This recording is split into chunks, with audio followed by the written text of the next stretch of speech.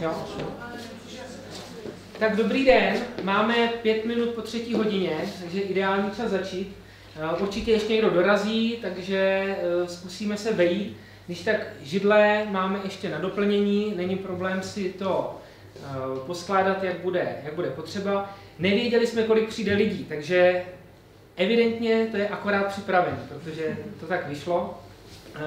Jinak tady máte samoobsluhu, nějaké občerstvení, káva, voda, případně budete moci na baru vzadu vedle v druhé místnosti poručit ještě cokoliv dalšího. A v první řadě vás tady chci přivítat, je skvělé, že jste přišli, protože je tady skladba jak starostů, starostek, tak místních obyvatel, zástupci developerů, máme tady i zástupce Státního fondu podpory investic, protože ty věci spolu všechny hrozně souvisejí. To je takový stěžejní heslo celé té naší prezentace, nebo problematiky, kterou propojujeme, všechno se vším souvisí. Nic není vytržený z kontextu, ty řešení a údaje, co uvádíme, všechno je založené na datech, nemáme to vymyšlený, že se nám něco líbilo a obsali jsme to odjinud. Všechno máme doopravdy vytvořené na základě našich potřeb a bude to delší povídání, takže zkusíme to i prostřídat. Máme tady víc řečníků, protože těch témat je doopravdy velké množství. Tak kdybyste cítili potřebu přestávky, není problém, stačí říct, dáme si přestávku. A teďka bych ještě předal slovo panu starostovi, který vám řekne nějaký úvodní slovo. Dobrý den. Já mám milou povinnost vás tady jednak přivítat na dnešním semináři, na tyto témata, která vidíte před sebou.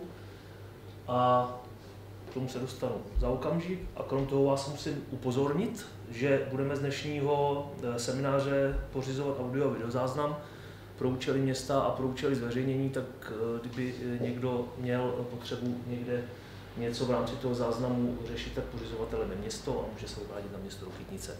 Tak to je jedna formální věc. Druhá věc,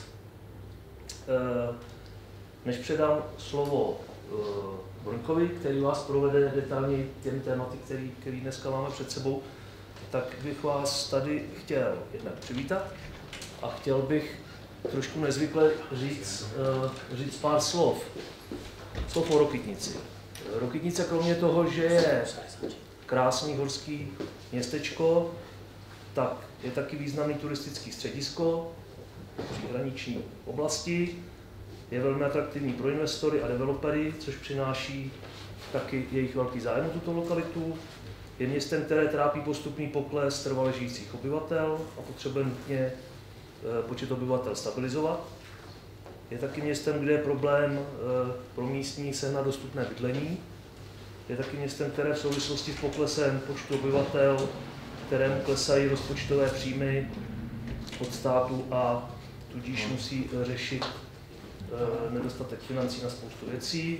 A je také městem, které díky zvýšené stavební činnosti soukromých investorů řeší stále větší nároky jak na technickou, tak dopravní infrastrukturu a stojí to město stále samozřejmě více nákladů i v rámci péče o tuto infrastrukturu.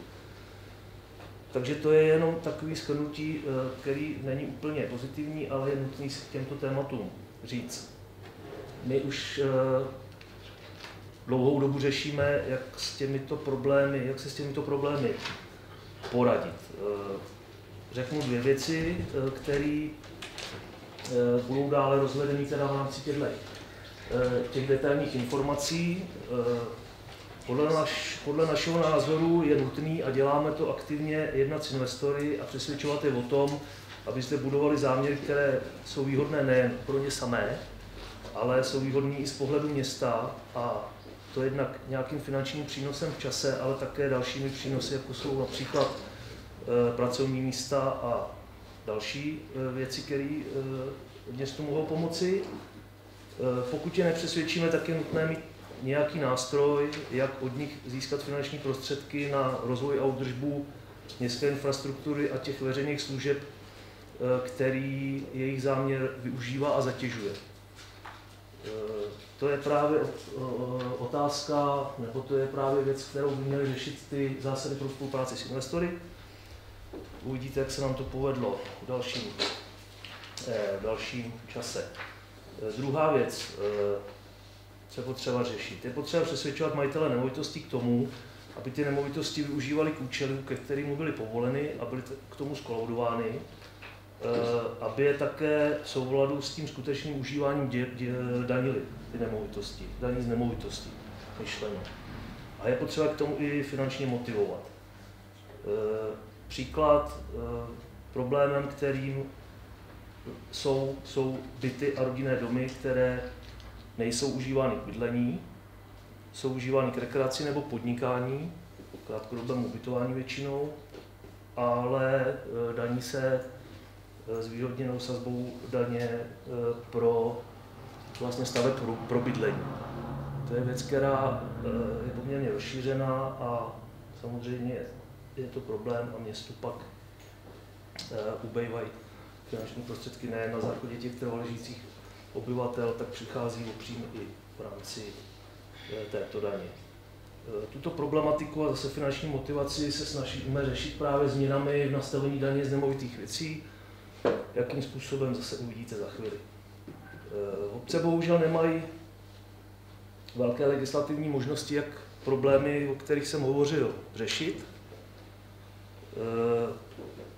Věřím, že spolupráce s investory podle našich nových pravidel a taky to nové nastavení daně z nemovitosti nám k řešení těchto problémů, který jsem nastínil na začátku, alespoň trochu pomůže. To uvidíte v rámci další prezentace. Takže vás ještě jednou vítám, doufám, že vás přesvědčíme o tom, že jedeme správnou cestou a že se vám ten náš přístup nejenom teda přítomným starostům, ale samozřejmě i vám, občanům, bude líbit, anebo třeba, že ho aspoň pochopíte, že to je správná cesta. Tak předávám slovo. Ještě bych doplnil, protože ke mně přišlo několik dotazů, proč je to ve středu ve 3. Je hrozně těžký dát dokupy akci, aby měli čas. Typy skupin starostové, starostky, soukromí osoby, občani, chalupáři, nikomu nejde vyhovět. Proto všechno natáčíme, to by starosta upozorňoval, je pořizovaný záznam z tohohle našeho jednání, jako ze všech jednání, všechno zveřejněm na internetu, takže nikdo není ochuzen o žádné informace. A zároveň po skončení těchto našich prezentací pokračuje zasedání zastupitelstva města, takže to bude taky natáčený. Kdo chcete, můžete zůstat. Případně zastupitelstvo bude vedle v druhé místnosti, takže odsaď vás nikdo nevyhání a můžeme pak pokračovat klidně v debatě. Kdyby byl dotaz zásadní v průběhu prezentace, klidně se přihlašte, zeptejte, ale zkusíme to úplně nebourat, aby jsme nezabředli někam jinam. Jak jsem říkal, všechno, co děláme s nějakou vidinou, se smyslem, proč to děláme a na těchto věcech děláme několik let a teďka se nám to sešlo do podoby, která je už prezentovatelná, začínáme to používat, všechny ty nastavení opatření a odvíjí se to od ústředního tématu udržitelného rozvoje, protože určitě znáte ten pojem, ale málo kdo o tom přemýšlel, co to vlastně je, k čemu to je dobrý, takže my potřebujeme nastavit pravidla tak, aby to nebylo jednorázový, ale dalo se to používat opakovaně a myslíme si, že to bude fungovat i nadále. Do toho spadají skupiny, které na to mají vliv. Nenašel jsem český ekvivalent slova stakeholder, ale jsou to ti zúčastnění, kterým se to dotýká, ale ty stejný tvoří ty pravidla fungování v území. Obecně řečeno, dohoda v území je něco, na čem se musí každá obec, samospráva domluvit. A u nás ta dohoda je v podobě integrované strategie rozvoje. Je to naschvál škrtnutý, protože poslední měsíce mně přijde, že je ohromný trend v našich přednáškách a seminářích říkat, že v České republice jsou samé strategie a nikdo to nedělá, neplní, jenom jsou strategie, že to je jenom slovo. U nás to není slovo, my to máme doopravdy jako návod, co děláme, takže si nahraďte slovo strategie slovem dohoda v území. To je to, na čem jsme se shodli v rámci strategického plánování už před 4 lety, kde všichni ty zúčastnění, nejen místní obyvatelé, ale chalupáři, developeři, zástupci Národního parku, jsme dali dohromady systém věcí, kam směřujeme, co chceme dělat.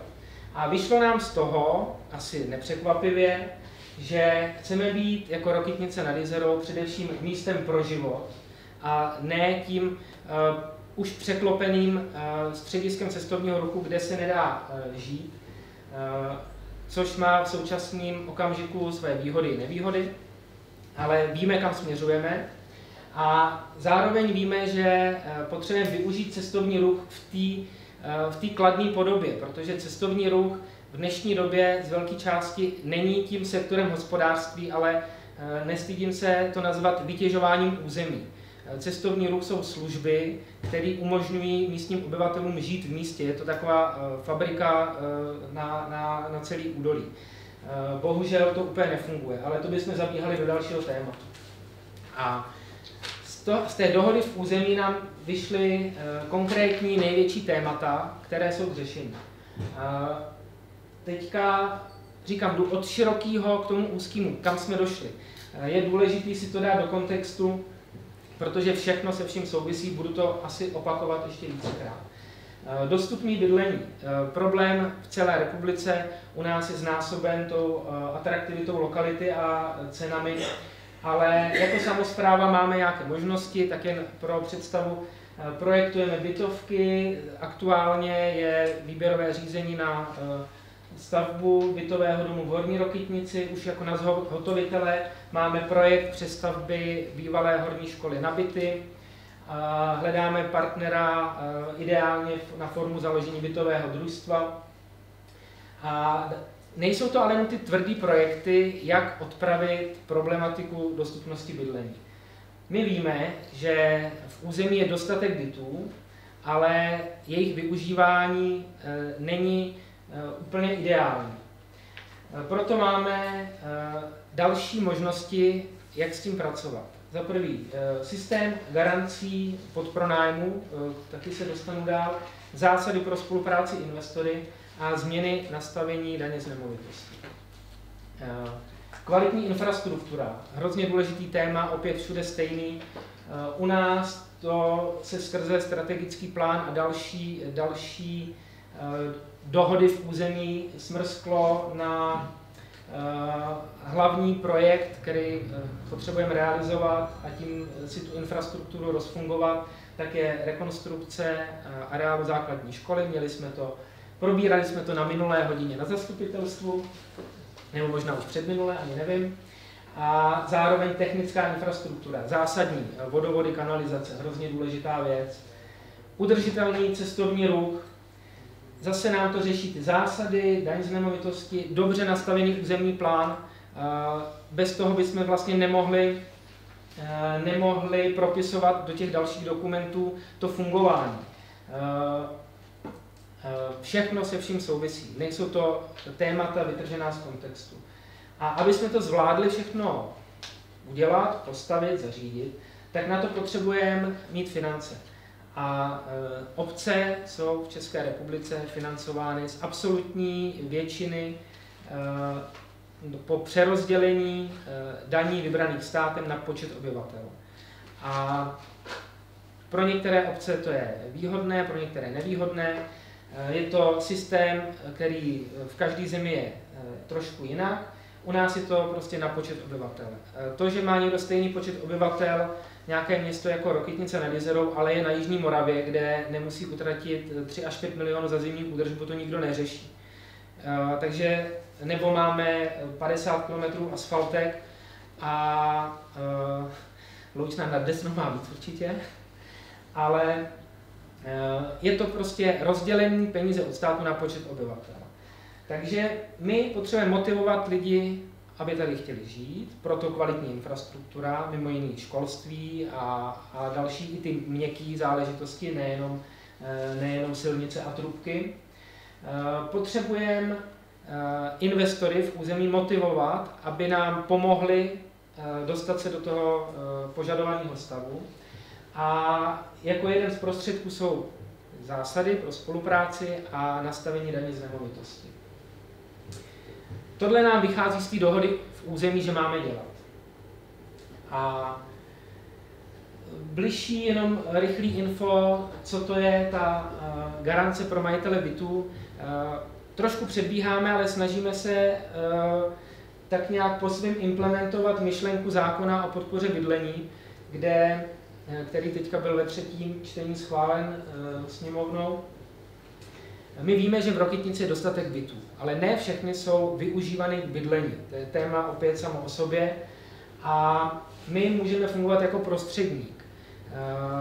My můžeme být garancí pro majitele bytu, že mu pomůžeme s komunikací s nájemníkem nebo s podnájemníkem.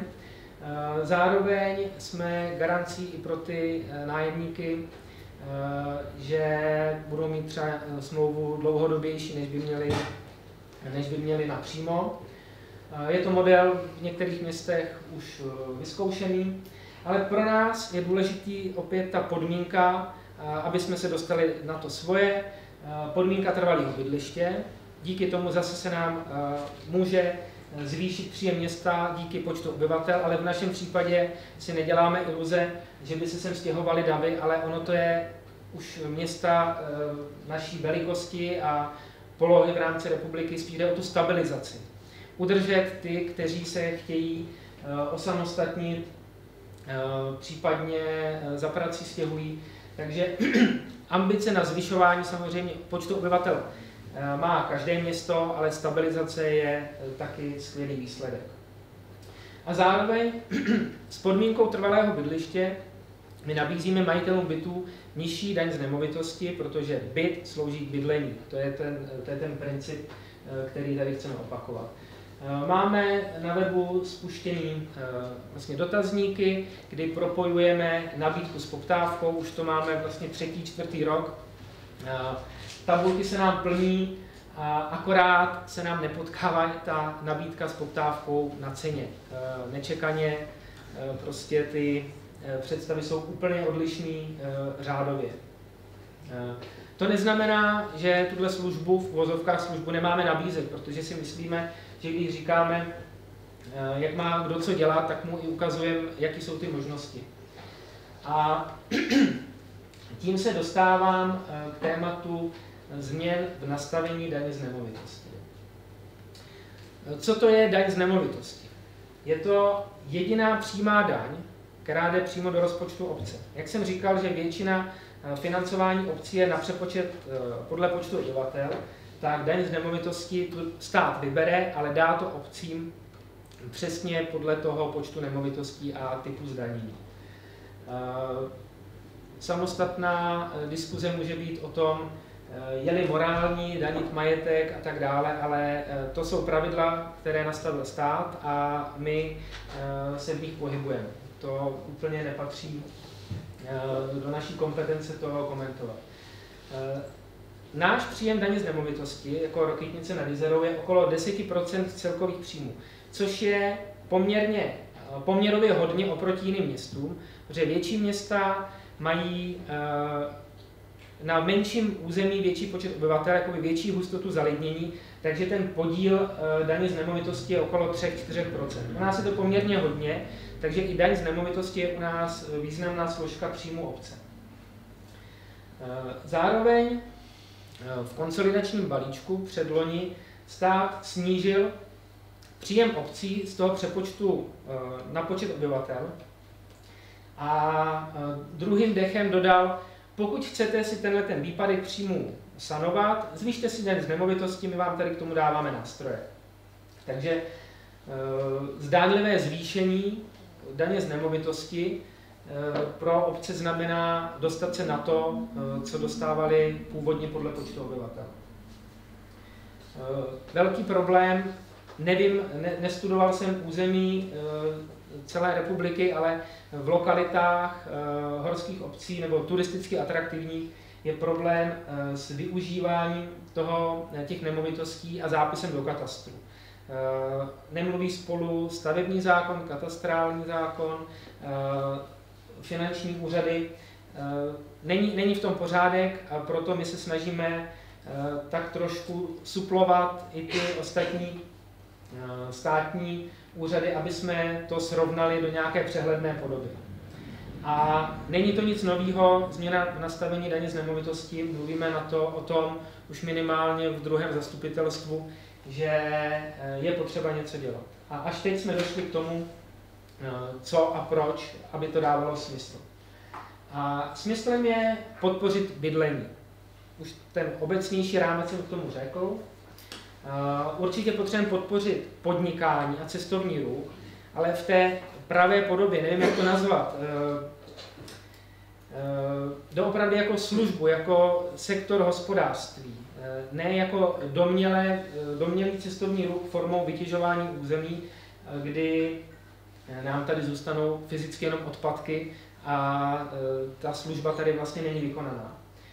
Potřebujeme zohlednit to reálné využívání nemovitostí a všechno se vším souvisí, zase to je o té stabilizaci finanční stránky příjmů města. Tato tabulka ukazuje počet nemovitostí v Rokytnici nad Jizerou a jejich obydlenost. Pro nás je podstatné to číslo vpravo dole, že skoro 58%, můžeme říkat skoro 60% nemovitostí určených k bydlení nemá trvale žijícího obyvatele. Nedělám si iluzi, že v nějaké obci v republice je to číslo 0. To ani není správný, ani není to logický. Ale už i pocitově, jako co je nad polovinu, tak asi to území úplně nebude fungovat správně. Opět s odkazem na to, jak jsou nastavené příjmy obcí na počet obyvatel. Takže ty obce se starají o velké území, množství nebo délka cest, kanalizační vodovodní sítě, služby, ale obsluhují domy pro někoho, kdo jim nepřináší do toho území v tom nejvyšším standardu maximum. Myslím si, že už tohle samo je dostatečně obhajitelný argument k tomu dělat něco z daní z nemovitostí. Pardon. V září 2024 jsme schválili změnu místního koeficientu u rekreačních objektů z koeficientu 2, který platí tady 10-15 let, na číslo 3. Majitelé rekreačních nemovitostí ale nepoznají změnu, protože ve stejný okamžik stát zrušil takzvaný koeficient 1,5, takže my tím jenom zachováváme stávající stav. 2x1,5 je 3, my dáváme 3, děláme náhradu toho, co stát zrušil.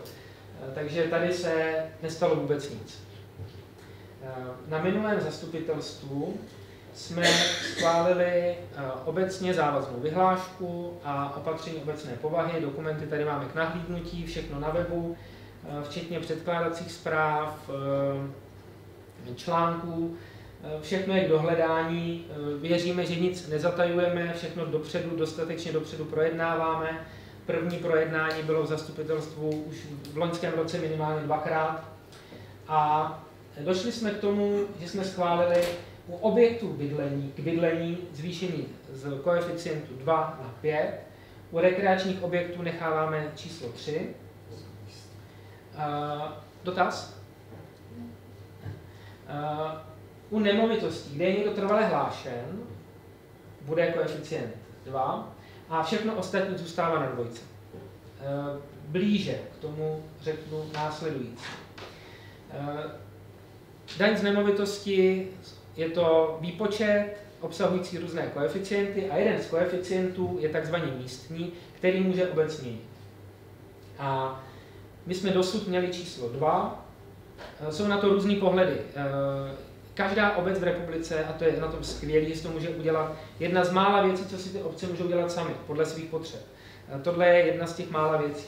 Takže každá obec to má jinak. Není to opakovatelný, je to potřeba vždycky nastavit individuálně. Pozemky zůstává 2. Obytné budovy ze 2 na 5 a všimněte si té sazby za metr čtvereční. Je to základní sazba, pak tam ta sazba se mění s počtem podlaží, ale to nás nezajímá. Rekreační budovy zůstává koeficient 3, ale sazba je 11.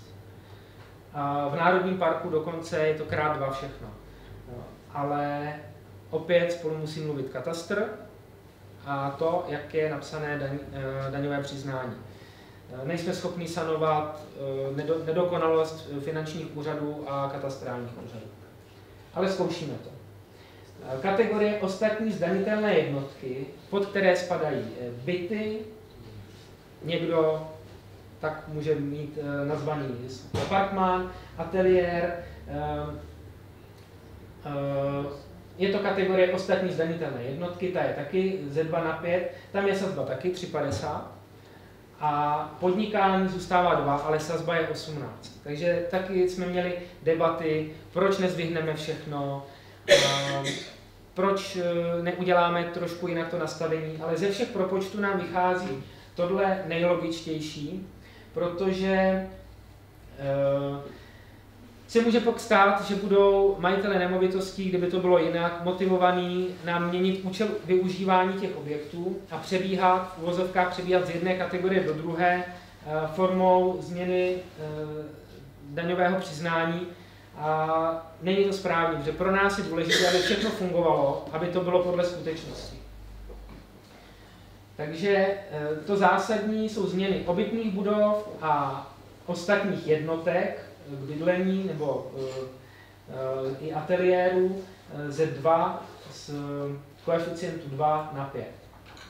My jsme ale zároveň, aby jsme uměli překrýt tu nedokonalost katastru a finančáků, vyjmenovali v jiném právním rámci všechny stavby a jednotky, kde má někdo trvalé bydliště a těm zůstává koeficient 2.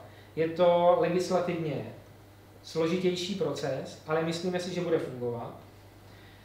Je to vlastně jediný možný proces, jak to udělat, jak toho dosáhnout. Nikdo to zatím nikdy nezkoušel, jsme opět v rámci republiky první, kdo to takhle zkouší, ale věříme, že to je správně. Veškerá kontrola právní nám byla potvrzena, že to je správná cesta. Pro obce důležitá odrážka.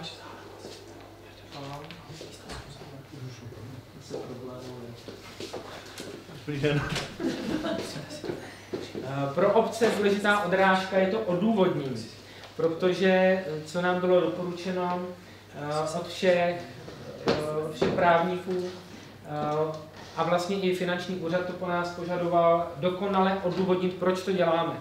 A naše odůvodnění bylo uznané jako perfektně věcné a smysluplné. Takže kdo chce, máme všechno na webu, můžete to obsat. Se svým jménem obce a tak dále. Drobná nevýhoda, ale vlastně díky tomu to je živý proces a může to fungovat. My potřebujeme ty údaje o trvalém bydlení aktualizovat každý rok. Dali jsme si pevný datum k 1. lednu. Následující zastupitelstvo schválíme nové opatření obecné povahy s tou aktualizací.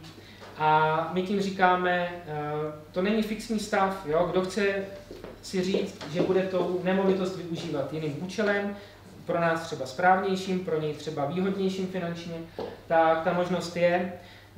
Bohužel letos jsme to udělali prostě čára k 1. lednu, takzvaně bez upozornění, i když upozornění probíhalo rok až 2 zpátky o tom, že něco takového se chystá. Ale teď máme fixní stav a od toho se budeme každý rok měnit. Takže ty změny, co se týče bydlení. Podpora trvalého bydlení, to je naše priorita. Chceme i motivovat majitele neobydlených nemovitostí k tomu ty objekty nebo ty byty třeba dostat na ten trh s bydlením, protože když tady někdo si drží byt a jede do něj jednou ročně a vlastně řeší, co s ním, tak my mu nabízíme i služby toho prostředníka a říkáme mu, že mu s tím pomůžeme, protože dostupné bydlení je doopravdy hrozně důležitý téma. Potřebujeme v tom promítnout i to skutečné užívání nemovitostí a to už se dostávám tematicky k těm zásadám, protože i nový projekty, co se připravují, tak investoři se snaží samozřejmě udělat to pro něco nejvýhodnějc, ale to neznamená, že to je výhodně, a teď nemyslím finančně, ale věcně to je výhodný pro tu obec. A my potřebujeme najít systém, který bude fungovat pro všechny. A podnikání, u nás je podnikání prostě zásadní pro fungování celku toho údolí a nejde to dělat úplně vytrženě z kontextu. Ale v systému dnešním, a to si neděláme ambici, že bychom byli schopni to, kdo ví, jak zlomit ten trend, ale že řádné podnikání bývá znevýhodněno a jako konkrétní příklad je třeba ubytovací zařízení, hotel, kde jsme, postavené jako ubytovací zařízení, skolaudované, provozované, veškerý papírování jako podnikatel máte úplně jako pro běžnou fyzickou osobu nepředstavitelný. A zároveň někdo nabízí úplně stejné služby, ale v bytě, na který dostal nižší DPH, stát to podporuje vlastně tím nižším DPH, nemusí splnit vůbec nic, žádnou normu jako ubytovací zařízení, ale poskytují úplně stejné služby. Za nás je to znevýhodnění řádného podnikání, ale pro nás je smyslem, podnikejme tady všichni řádně, pak se nám ten systém bude točit tak, jak má, a začne to být segment hospodářství. Zůstane to tady v údolí a dá se s tím pracovat. Zase na to máme nastavené zásady pro investory. A když to shrnu, tak je hrozně důležitý koukat se na to, jak jsou ty nemovitosti využívány. Pro město to znamená sice práci navíc, tou aktualizací, ale věříme tomu a vyjednávání s investory o tom, jak ty jejich projekty nastavit, ale myslíme si, že ten přínos tady bude. A téma zastřešující, že objekty k bydlení mají sloužit k bydlení, ubytovací zařízení k podnikání a rekreační objekty k rekreaci. Když je to naopak, tak to nefunguje. A jsou nešťastní jedni i druhý, protože není to ani logický, není to správný a ten systém je nepřehledný. Drobná poznámka, že krátkodobý ubytování v bytech je podle výkladu ministerstva a podle stanoviska ombudsmana vlastně v rozporu s platnou legislativou, protože, jak to tam píšu, objekty k bydlení mají sloužit k bydlení, ne k podnikání se zvýhodněním veškerým, který k tomu stát nabízí. Takže na to jsme krátký, nemáme ambice jako rovnat tohle prostředí, nebo rovnat u nových projektů určitě, u toho stávajícího nezvládneme, je toho opravdu hodně, ale důležitá věc a pro ostatní obce, myslete na to, propisuje se ten problém pak do všeho, odpady, parkování, je toho spousta. No, tohle jsem si vytáhl 2 věty z článku, co jsme si k tomu napsali, ale je to hrozně důležitý, protože neděláme to, protože by se nám to líbilo, že ty možnosti legislativa nabízí, ale protože si myslíme, že to všechno dohromady může směřovat k funkčnímu celku. A další téma, co na to navazuje, tak jsou zásady pro spolupráci s investory na rozvoj veřejné infrastruktury. Složitý na přečtení, někdo to určitě zná, někdo to jako zná i osobně, někdo o tom jenom slyšel. A my jsme vyvinuli, nebojím se říct slovo, vyvinuli jedinečné zásady na míru pro Rokytnici nad Jizerou společně s advokátní kanceláří Frank Bold, advokáti. A tímto bych předal slovo zástupkyni této kanceláře, paní Lence Hlaváčové, která je expertkou na tohle téma A prosím, klikejte, poslouchejte a pokračujte. Takže dobrý den, moje jméno je Lenka Havláčová, pracuji pro advokátní kancelář Frembold Advokáti a pomáhala jsem s vedením města vlastně přijmout ty zásady, jsme je společně nastavovali a takovým úkolem by bylo vám vlastně nějakým způsobem představit ten dokument, jak to funguje, jaké jsou benefity toho. A budu být spíš takový ten obecnější úvod, jak ten dokument funguje a potom předám slovo, aby vám Patočka řekl, jak konkrétně se ho potom rozhodli nastavit tady v Rokytnici, aby odpovídalo přesně vašemu prostředí. Odpíchnu se od tady toho obrázku. Tady vidíte jenom příklady měst, protože to nejsou všechna města, ale jsou to příklady měst, ve kterých jsme už pomohli ty zásady přijmout. Vidíte tam, ty zlaté jsou ty, kde už jsou platné, ty zelené, ty, kde se teprve jako připravují, ale opravdu je jich mnohem víc. Tím chci jenom demonstrovat, že vlastně je to trend, kterým se vydávají všechny města, protože se ukazuje, že je to opravdu prospěšné. Za Frembold Advokáty jsme vlastně první zásady přijímali, nebo pomáhali přijmout v Rokytnici, teda v Rokytnici je v Jihlavě, a od té doby, což byl nějaký rok 2019-20, tak jsme pomohli přijmout už cca 70 zásad, dalších 10 je v přípravě, takže opravdu je to velice rozšiřující se fenomén a ta čísla stále naskakují. Tady máte nějaké ukázky vlastně z těch jiných měst, kde jsme pomáhali zásady přijmout, kde tam vidíte čísla, co vlastně ty zásady uměly těm městům vydělat na základě nějakého vlastně podílu těch investorů na vlastně nesení nákladů na rozvoj infrastruktury. Protože prostě každý stavební záměr působí nějakou zátěž a vlastně je naprosto v pořádku, aby ty investoři, kteří vlastně přichází s tím záměrem, se nějakým způsobem podíleli vlastně na těch vyvolaných nákladech. Takže kromě Jihlavy a Liberce jsme samozřejmě pomáhali teda přijmout zásady i v Rokytnici, což jsou opravdu velice speciální zásady, speciálně šité vlastně na tady to horské prostředí, ale k tomu se ještě dostane pan Patočka. Já vám tady opravdu řeknu, co je ten základ, co jsou zásady. Tady máte nějakou velice sofistikovanou definici toho, co vlastně rozumíme tím dokumentem zásady, ale když to řeknu velice jednoduše, jsou to nějaká pravidla, které si město nastaví a podle kterých potom postupuje, když přijímá jednotlivé plánovací smlouvy s investory. Ty zásady jsou nastaveny tak, aby právě přinášely nějaké finance do toho města, tím, že tam zastavují konkrétní pravidla, jak ty investoři se budou podílet na nesení nákladů vlastně na infrastrukturu, na to, že potom se musí nějakým způsobem dostavovat kanalizace, vodovody a podobně. Zároveň je to výborný nástroj k řízení územního rozvoje, protože díky tomu, že tam nějakým způsobem nastavíte ty pravidla a řeknete si, ano, tohoto jsou ty záměry, které chceme podporovat, a ty naopak ne, tak vlastně můžete nějakým způsobem usměrňovat ten územní rozvoj a podporovat ty projekty, které vlastně město vyhodnotí jako dobré, a naopak trošku opozorovat ty, které přináší tu velkou zátěž a nejsou tak preferované. Zároveň tím dalším cílem, který vlastně my sledujeme přijetím těch zásad a tím nastavením, je, že vytváříme nějaké transparentní prostředí a rovné podmínky pro všechny investory. Pro všechny platí naprosto všechna stejná pravidla, všichni vědí cca, jaký vlastně příspěvek budou platit, takže vlastně je to výhodné i pro ty investory.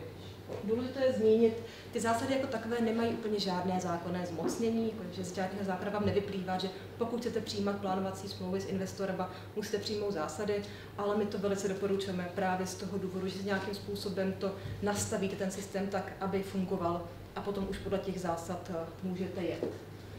Ještě krátce, co jsou ty samotné plánovací smlouvy, které jsem tady už zmiňovala, tak to je opravdu jednoduše smlouva, kterou uzavírá město s investorem k nějakému konkrétnímu investičnímu záměru. Může to být klidně územního plánu, nebo to může být nějaké výstavbě, kde si vlastně dohodnete, co tady bude stavěno, za jakých podmínek a jaký teda vlastně bude ten investiční příspěvek od toho investora. Ty smlouvy se přijímají už nějakou dobu, předtím to byly soukromoprávní smlouvy, teď se nám to přeměnilo na veřejnoprávní, z čehož vychází nějaká taková jako trochu právní úskalí, že na to musíme dávat pozor, aby opravdu byly v souladu s veřejným zájmem. Jsou tam nějaké právní další otázky, které vám úplně nebudu zatěžovat.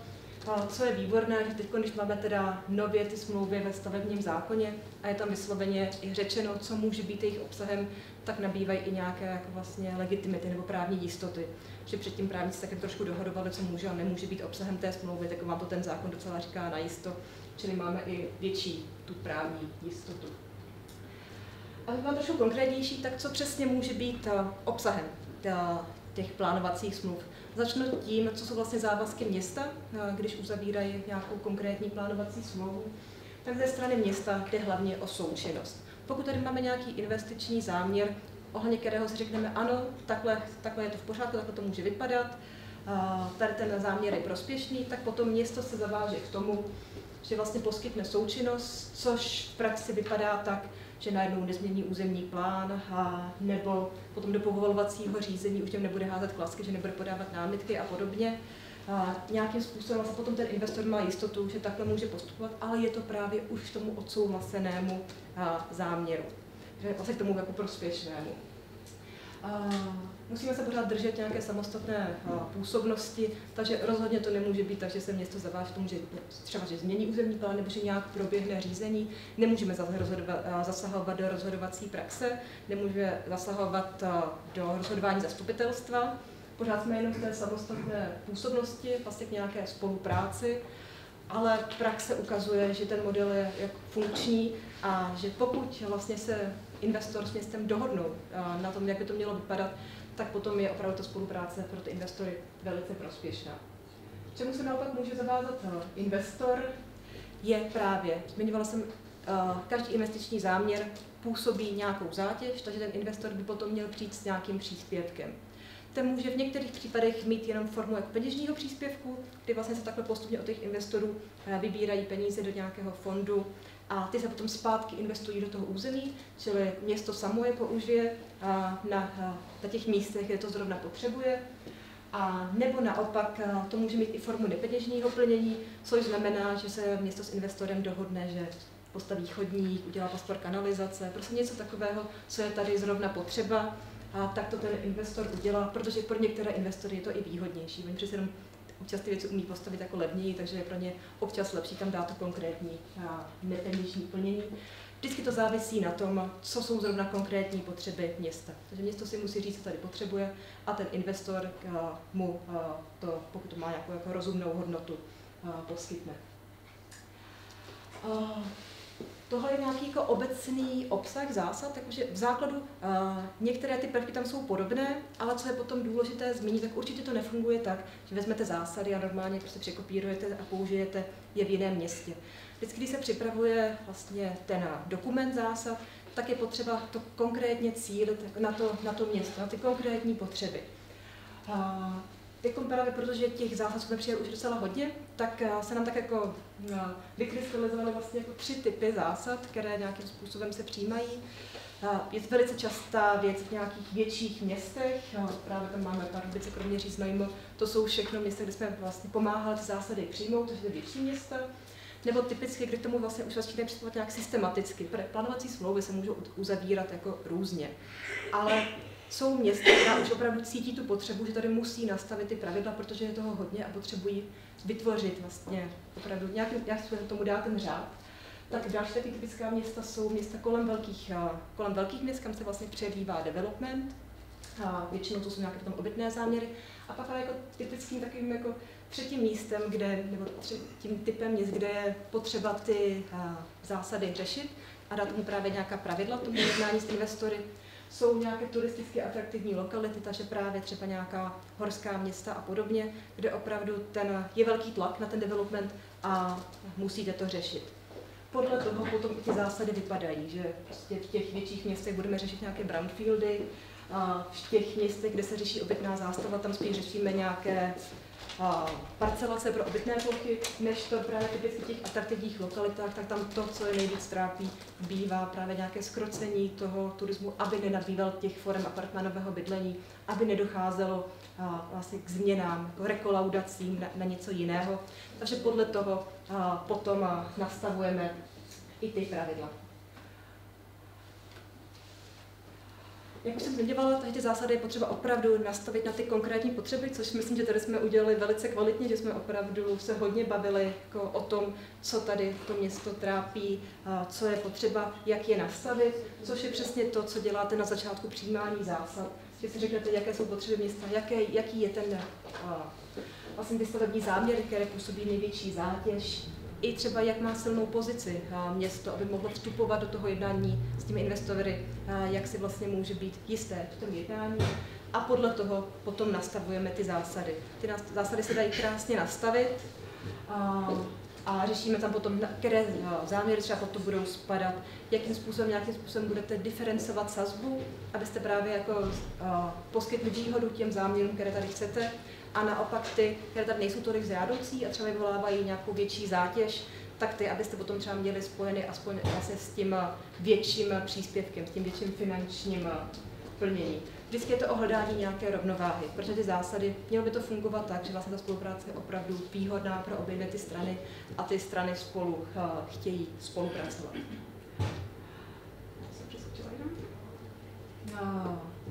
Potom ty samotné plánovací smlouvy, tak tím, že jsou veřejnoprávní, tak už je trošku víc potřeba si na ně dávat pozor, ale mám tady dvě věci, na které si dávám vždycky pozor, aby byl dostatečně dobře popsaný ten investiční záměr, protože to je ten záměr, ke kterému potom se město zavazuje, že součinnost a že potom třeba nebude dávat ty námitky. A vždycky dbáme na to, aby tam bylo i dobré zajištění, že když už teda město se zaváže, že tu součinnost poskytne, tak pak má i jistotu, že teda vlastně ten investiční příspěvek dostane. Dám se k nějakému závěru, takže bych vlastně jenom chtěla shrnout, vlastně na čem stojí ta spolupráce a v čem mně přijde, že ty zásady jsou tady tom výborné, že vlastně my dostáváme nějakým způsobem ty dva tábory, které občas byly jako soupeřící, tak k jednomu stolu a začínají spolu jednat a ta spolupráce je opravdu výhodná pro obě dvě strany. Ze strany města to, že přijme zásady, samotná výhoda je už v tom, že má nějakým způsobem jasně stanovený postup a koordinace. Tím se všechno zrychluje, nemusíme u každé plánovací smlouvy řešit, jak to bude fungovat, jak bude velký, vysoký příspěvek. To všechno máte už nějakým způsobem jako předjednané a vlastně můžeme už jenom jet podle těch pravidel. Velkou výhodou těch zásad je, že je to opravdu ten nástroj pro to řízení toho územního rozvoje, že díky těm zásadám a tím, jak si je nastavíte, tak můžete podpořit ty projekty, které v tom městě jsou potřeba. Vlastně získáváte i nějaké fórum, protože o tom záměru se bavíte na začátku té spolupráce, tak město dostává možnost docela včas říct, takhle to nechceme, potřebujeme to tím nějakým způsobem jako upravit a vlastně i uspůsobit ten záměr tak, aby opravdu sedl do toho území. Tak ty zásady, protože oni řeší i proces toho jednání s investory, to nějakým způsobem jako naznačené, tak dávají prostě o tady těch otázkách se bavit v době, kdy vlastně ještě není tak těžké ten záměr případně uspůsobit a změnit. A samozřejmě velkou výhodou je právě to financování veřejné infrastruktury a veřejných služeb, že díky těm zásadám a díky uzavírání plánovacích smluv investoři vlastně nesou podíl na těch vyvolaných nákladech, a ty získané finance je potom možné investovat zpátky do území. A zmiňovala jsem, že je to vlastně výhodné pro obě dvě ty strany. Ono musí být, protože pokud si nebudeme mluvit o speciální typu podmiňovacích plánovacích smluv, tak ta spolupráce je dobrovolná. Takže vy potřebujete, aby ty smlouvy byly přínosné pro obě dvě strany, tak má to přines i ty investory. Máme zkušenost, že opravdu ty investoři to v tom chtějí uzavírat. Je to hlavně nějaká předvídatelnost, že investoři vědí, do čeho jdou, co je čeká a podobně. Je to i právě ta rychlost, že nějakým způsobem ty rozpory se vyřeší na začátku a když jim město poskytne tu součinnost a odsouhlasí si ten investiční záměr, tak potom už se nebude zdržovat to povolovací řízení tím, že by se podávaly nějaké zbytečné námitky, odvolání a vlastně ty spory se řešily až v tom správním řízení, což je příliš pozdě. A zároveň to dává možnost i nějaké harmonizace. Tím, že to město ví, kde se bude stavět, může tam cílit ty prostředky, může tam zvýšit tu infrastrukturu, zlepšit tu infrastrukturu, kde se celé nějakým způsobem všechno koordinuje. Tak to je hlavně všechno, nějaký obecný úvod k tomu, jak ty zásady vypadají, co můžou přinést. A tak bych vrátila vlastně slovo tomu Patočkovi, aby vám řekl, jak konkrétně se to rozhodne nastavit tady.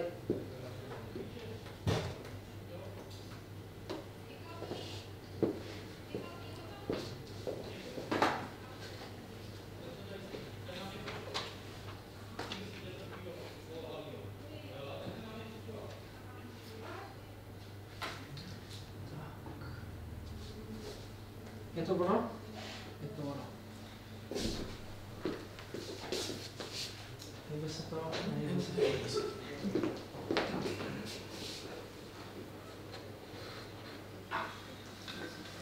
Tak. Děkuji moc za představení těch zásad. Těch názvů proto je spousta, ale princip je pořád stejný. a my to v Rokytnici vlastně uplatňujeme už od roku možná 2010, možná dřív, ale jinou formou, takzvaně smlouvami o spolupráci. A nebylo to takhle systematický, aby tam byla provazba právě na tu daň z nemovitosti, podporu podnikání, podporu bydlení. K tomu jsme dospěli až teď. Pro příklad máme tady i zástupce investorů, s kterými jsme takové smlouvy uzavřeli. Doufám, že oboustranně výhodně, že to dávalo smysl všem a myslím si, že to jsou oba dva projekty velice povedený. Je to tady ČP1 za potokem a elektropřístroj, protože tam ta vůle k dohodě byla, bylo to ještě v jiném režimu, než jsou tyhle ty smlouvy. A víme, že to jde, že investoři jsou jich různé typy, ale vždycky se dá najít společné řešení, aby to bylo ku prospěchu věci. V našem případě ku prospěchu obce. A v čem jsou ty naše zásady jiný než ostatní? Ještě možná odbočím lehce pro obce, pokud o tom uvažujete. Rovnou přeskočte fázi úvah o tom, že si to uděláte sami s nějakým vaším obecním nebo lokálním právníkem. Je to systém, je složitý. Doporučuji zkušený týmy. My jsme si vybrali Frank Bolt a jsme za to rádi. Stojí to peníze, ale výsledek je doopravdy funkční. A nenechali jsme se úplně nasměřovat do toho, pojďme převzít zásady z jiných měst a lehce je upravme. My jsme pořád hledali to, aby nám to zapadlo na ten náš případ. Možná jsme s tím byli otravní. Trvalo to dlouho, vlastně 2 roky, to řešíme aktivně, ale dostali jsme do toho, co potřebujeme. A my to máme odškálovaný, odstupňovaný podle přínosu stavby pro město.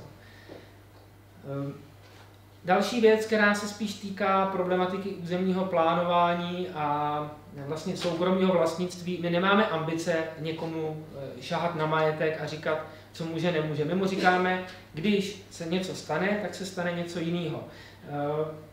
Územní plán je taky jeden z typů dohody v území, co jak má fungovat. A my nechceme ovlivňovat investory tím, že jim něco musíme zakázat, nesmíme zakázat. Je to fakt dohoda. A my jim říkáme, pojďme dělat něco, co bude dávat smysl všem.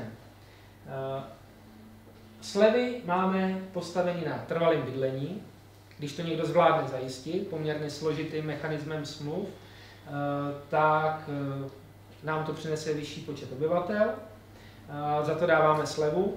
Stejně tak, když někdo vybuduje to plnohodnotný, to legální, to správné podnikání, to, co přináší tu přidanou hodnotu do území, tak má taky slevu.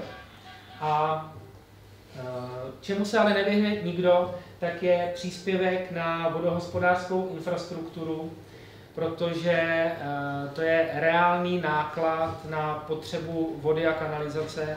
Ta služba v území je tak finančně strašně náročná a my pořád jsme v situaci, že máme víc jak polovinu objektů, kde nikdo nebydlí. Není možné, aby tyhle služby hradili ty obyvatelé, ty místní, to trvalé bydliště, na který dostáváme peníze od státu, pro ty, kteří využívají ty objekty dost často jinak, než jak je určeno a jak je daněno. A tohle všechno se nám potkává v těch zásadách, v těch smlouvách a máme tam zpětně zase vazbu na daň z nemovitosti. Už zaznělo, co je hrozně nutné pro ty investory, aby to bylo transparentní, spravedlivý, všechno zveřejňujeme, všechno jako dopředu každý ví, s čím do toho jde. První velký efekt, který to přineslo, tak, že to automaticky odfiltruje ty investory, kteří to jdou jako zkusit. Něco koupím, rychle to přestavím a zmizím. Takový nám sem už nejdou, protože vědí, že budou mít problém, že vlastně to vytěžování území tady je pro ně strašně těžký a jdou radši jinam.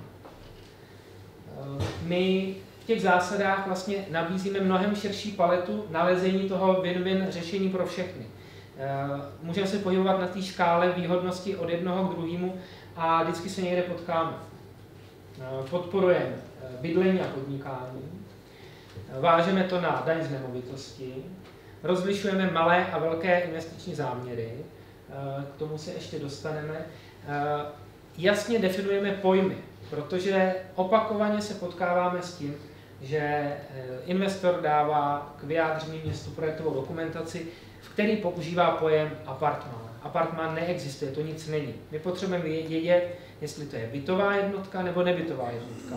Podle toho se nám to pak propíše do zápisu katastru po kolaudaci a tak z toho bude majitel odvádět daň z nemovitosti. A je nám jedno, kdo vlastně ten projekt pak prodá komu, tu stavbu. Je to hrozně důležitý bod, zase připomínka pro další obce. Vyžadujte jasný pojmy, co je co. Takový ty plovoucí pojmy jako apartmán, ateliér, studio, to vám nepomůže. Musíte to provázat, nebo kdo chce, může to provázat právě s tou terminologií daně z nemovitosti. A nově jsme si díky zásadám schválili podmínku, že všechny smlouvy s investory budou typem plánovací a bude je schvalovat zastupitelstvo, což obnáší výhodu i nevýhodu v tom, že ty smlouvy se zveřejňují. Takže všechno, co schvaluje zastupitelstvo Rokytnice nad Jizerou, je vždy s předstihem zveřejněno na internetu a každý si to může přečíst. Takže i ta transparentnost není jenom ve směru k investorům, ale i k občanům a obyvatelům města. Máme dva typy toho příspěvku. Ten investiční, který se týká jenom velkých záměrů, neboli netýká se to rodinných domů o jedné nebo dvou bytových jednotkách. 3 bytové jednotky už považujeme za velký záměr a na něj se investiční příspěvek vztahuje. A drobné stavby a změny užívání staveb, máme to všechno v zásadách popsané, tak, aby jsme měli pokrytou celou škálu staveb a typů staveb. A tohle je to zásadní, co každýho zajímá. Je to výše toho příspěvku na metr čtvereční. HPP je hrubá podlažní plocha, neboli obvod toho objektu, včetně vnějších stěn. Minus nějaký technické místnosti, takový zase jenom upřesnění toho pojmu, ale je hrozně důležitý, že my to máme odškálovat, nemáme to plošně, jiný města to mají plošně, jeden příspěvek za všechno a jdou od toho. My ale říkáme investorům, když budete stavět novostavbu na zelený louce, platíte hodně, protože staveb je tady spousta, jen jsou špatně využívaný. Proč zastavovat nové louky, obzvláště na území Národního parku? Ale neříkáme vám, že to není možný, ale ten příspěvek je vyšší. Naopak, my ho chceme motivovat, ty investory, aby využívali už zastavěné plochy. Zase to váží k tomu využívání území. Objektů je v Rokytnici přes 1500, je to hrozně moc. A chci investovat, tak pojďme, my jim říkáme, pojďte spíš si najít záměr v již zastavěném území. Pak máme ještě větší slevu pro brownfieldy, což jsou vyjmenované opravdu brownfieldy, neboli objekty, které už nemůžou sloužit svýmu původnímu záměru. Typicky to jsou továrny, průmyslové objekty. To je zase nasměřování investorů. Pojďte ten váš záměr odehrát vyloženě v brownfieldu a zlepšit stav toho území. Samostatný řádek je pro změny územního plánu, ale to moc nepředpokládáme. Díky poloze obce v Národním parku se s územním plánem zase tak moc hýbat nedá. Takže tímto říkáme investorům, pojďte nám spíš zlepšovat to, co už tady je a nezastavovat nové plochy, ale neříkáme, že to není možné. A zároveň jim říkáme, že jsme schopni udělit až 100% slevu, takže neplatí nic. Z 3 500 má 0. A my říkáme, chce někdo stavět rodinný dům, když to bude větší rodinný dům, třeba v těch bytových jednotkách 3, tak už by se to na ní vztahovalo, ale když doopravdy ve smlouvách se zaváže k trvalému bydlení, máme na webu i zveřejněny vzorové plánovací smlouvy, jak to jde ošetřit, tak neplatí nic. My podporujeme trvalé bydlení. To samé platí pro investory, budou mít bytové družstvo, postaví objekt, stanovy bytového družstva budou požadovat závazek trvalého bydlení. My po takovémhle záměru nechceme ani korunu, protože chceme podpořit bydlení. Stejně tak nechceme ani korunu po nikom, opravuju se. Každý platí za vodovod a kanalizaci, protože to je objektivní zátěž toho území a je to drahá služba. Takže k tomu se dostaneme dál. Podporujeme podnikání. Když někdo postaví službu, hotel, penzion, obchod, který bude 100% určený k tomu účelu, že bude tak vyprojektovaný, bude mít zázemí, bude tak zapsaný na katastru. Hrozně důležitá věc právě s vazbou pak na tu daň z nemovitosti. Nechceme nic, podporujeme podnikání. Tady už se dostáváme do nižší úrovně těch slev a říkáme apart hotel, fajn. Máme i v definicích, co to je, jo? Zakotvujeme pojem apart hotel. Je to vlastně to samé, co je ten řádek nad tím, provozované ubytovací zařízení. Ale s tím rozdílem, že každou jednotku může vlastnit někdo jiný.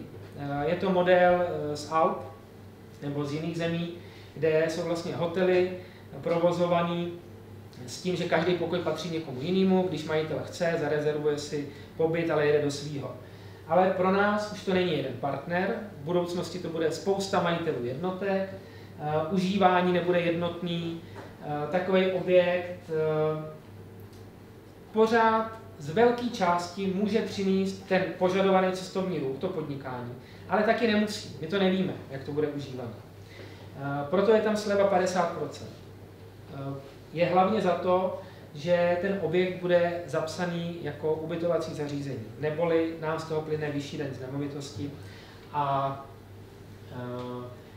snažíme se tím říct, že to je za město pořád v pořádku, není to ideální. Ale chápeme situaci investorů, takže jdeme na to touhle cestou. Když ale někdo vyprojektuje objekt, který bude ubytovacím zařízením, ale nebude tam mít to zázemí, restauraci, zázemí personálu, ty potřeby, co má mít ubytovací zařízení typu hotel, penzion, tak dáváme slevu 25%, vlastně jenom za to, že na katastru to bude jako nebytový prostor, ne objekt bydlení. Služby občanského vybavení, obchod, podnikání podporujeme, nechce nic, ale když si někdo udělá třeba jenom restauraci pro ubytování v tom apart hotelu, která bude sloužit pro vydávání snídaní, nebo tam bude wellness, nebo herna, tak říkáme tomu, že to je občanská vybavenost bez přístupu veřejnosti, tak je 50%. Protože chceme, aby tady vznikaly záměry klidně typu apart hotel nebo ubytovacích jednotek, ale s nějakou službou navíc. Nechceme mít ty holý králikárny, kde jsou jenom pokoje a postele, to je k ničemu. To zase netočí ten cestovní ruch. Takže říkáme ano, klidně rádi podpoříme z části. A z toho jasně vyplývá, že stavím-li bydlení, byty, kde nikdo trvale nežije, platím plnou částku. A byty k bydlení, kde nikdo nežije, v závorce apartmány.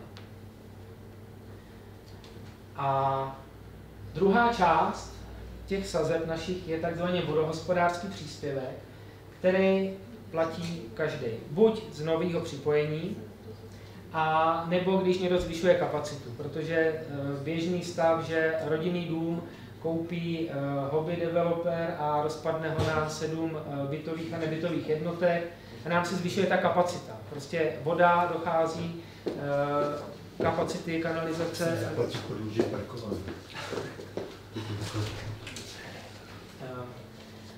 Takže kdo navyšuje kapacitu, tak se mu to taky vztahuje, ale jen z toho navýšení. Doopravdy je to objektivní potřeba, jak ty služby dodat těm koncovým uživatelům. Opět se nám ty příspěvky vypočítávají z metru čtverečního hrubý podlažní plochy. No, ono to je možná menší písmo, ale všechno dohledáte na webu. A říkáte si, že platit za vodu, když veškeré výpočty, platby, sazby probíhají na spotřebované kubiky, proč to máme takhle, tak máme to z toho důvodu, že víme třeba o záměrech, kdy investor vyprojektuje prostor o 100 metrech čtverečních, ale napíše, je to jeden pokoj, budou tam 2 lůžka. Vyjde mu kapacita vody na 2 lůžka, ale reálně tam bude 30 lidí, jo? Když se to pak rozparceluje na další jednotky. Existuje k tomu přepočetní mechanismus na základě metodiky Ministerstva pro místní rozvoj, jak jsme k těm číslům došli. Ty čísla jsme schopni doložit do posledního halíře, proč to tak je. Máme skutečné potřeby v území, co je potřeba vybudovat, zrekonstruovat. Máme to rozdělené na vodovod a kanalizaci.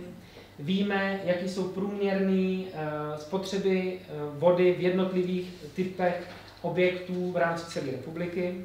Proto je jiná sazba pro bytový dům, rodinný dům, ubytovací zařízení, protože to jsou změřené údaje a speciálním mechanismem přepočtený na metr čtvereční hrubý podlažní plochy. Koho by to zajímalo, tak a u těch jednání s developery se nám to hodí, že občas někdo přijde a řekne, a jak jste na to přišli, proč zrovna tolik? Říkáme, no a to je proto. Dojdeme na ten začátek a řekne, aha, takže tohle nám funguje taky a to platí každý, i rodinný dům. Tam to jsou nižší 10 000, ale je to vyvolání objektivní zátěže, kterou by jinak zaplatili v uvozovkách zaplatili ty trvale žijící občani z těch peněz, které dostaneme od státu. Takže za nás to je opět maximálně spravedlivý. Aby jsme tenhle poměrně složitý systém těm investorům zjednodušili, tak jsme na webu připravili sekci, kde všechno všichni najdou.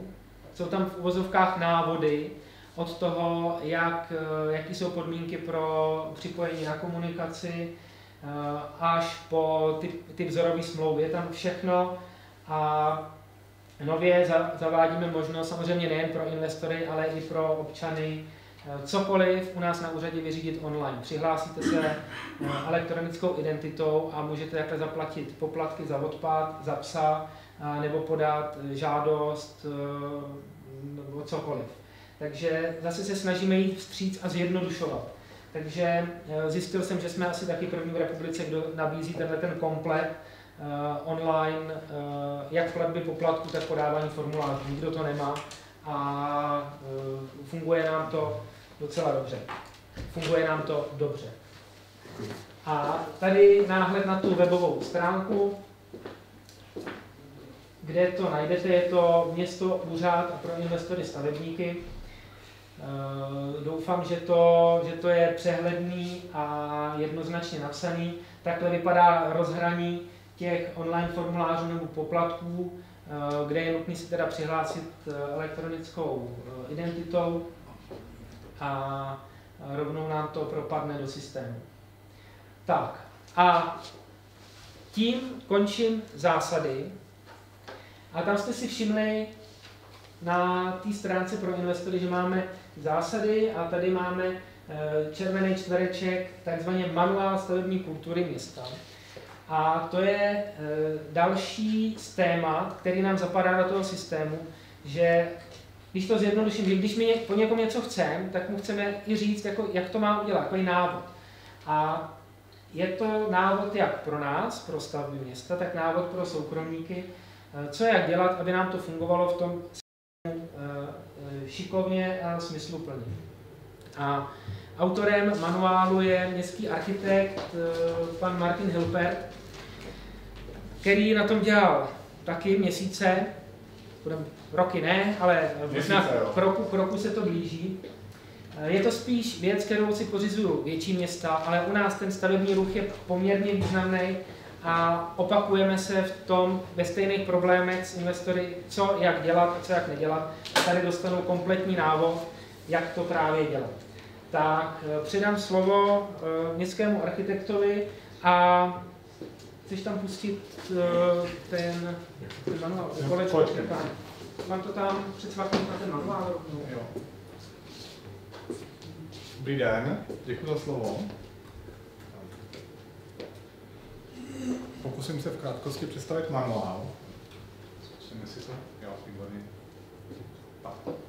Si to nebude úplně čitelný, protože to je teda promítaný přesně to, co je v tom sešitku nebo v té knížečce. Nemáme připravenou speciální prezentaci pro promítání.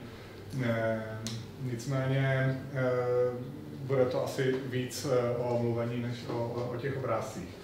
Přesto jsme vytvořili společně s městem tento manuál samozřejmě zase s vizí, že přečká volební období, přečká, řekněme, změny územního plánu, přečká delší časový úsek a bude sloužit jak pro městskou samosprávu, tak pro ty soukromníky, tak pro případně další subjekty, které ovlivňují ten veřejný prostor, typu kraj, vodohospodářské společnosti, ČEZy a tak dále. Pro ty všechny by to měl být dokument, který si otevřou, když mají v plánu realizovat nějaký stavební záměr v Rokynici nad Jizerou. Má to jakousi strukturu, to bych vám rád představoval, o pár věcí se zastavím. Úvod, výklad pojmů. To navazuje na předchozí prezentaci, kdy se často setkáváme s tím, že studie, projektové záměry a podobné dokumenty používají zcela nevhodnou terminologii. A to buď záměrně, nebo nešťastně omylem.